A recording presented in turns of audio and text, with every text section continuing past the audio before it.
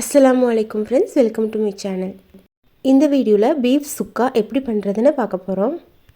சுக்கா செய்கிறதுக்காக நான் 1 கிலோ கறி எடுத்து வச்சுருக்கேன். இந்த கறியை நல்லா சுத்தமாக கழுவிட்டு கொஞ்சமாக மஞ்சத்தூள் சேர்த்து தேவையான அளவு உப்பு சேர்த்துட்டு கொஞ்சமாக தண்ணி சேர்த்து குக்கரில் ஒரு 5 விசில் வர வரையும் வேக விடலாம்.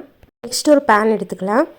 அதில் 2 பட்டை, 3 ஏலக்காய், 5 கிராம்பு, 1 டீஸ்பூன் குருமிளகு, 1 டீஸ்பூன் சீரகம், 1/2 டேபிள் ஸ்பூன் வரமல்லி இதெல்லாம் சேர்த்து ட்ரை ரோஸ்ட் பண்ணி பவுடர் பண்ணி எடுத்துக்கலாம்.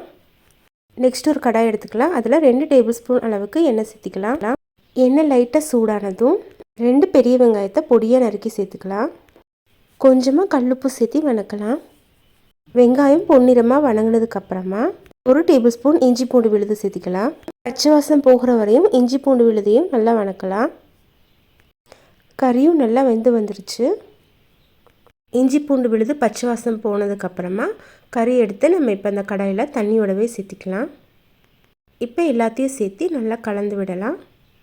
இப்போ ஃபுல் ஃப்ளேமில் கடாயை ஓப்பனில் வச்சு செஞ்சிங்கன்னா நல்லா கொதித்து தண்ணியெல்லாம் வற்றிடும். தண்ணி பாதியாக கம்மியானதுக்கப்புறமா நம்ம ரெடி பண்ணி வச்சுருக்க பவுடரை இப்போ இதில் சேர்த்திக்கலாம்.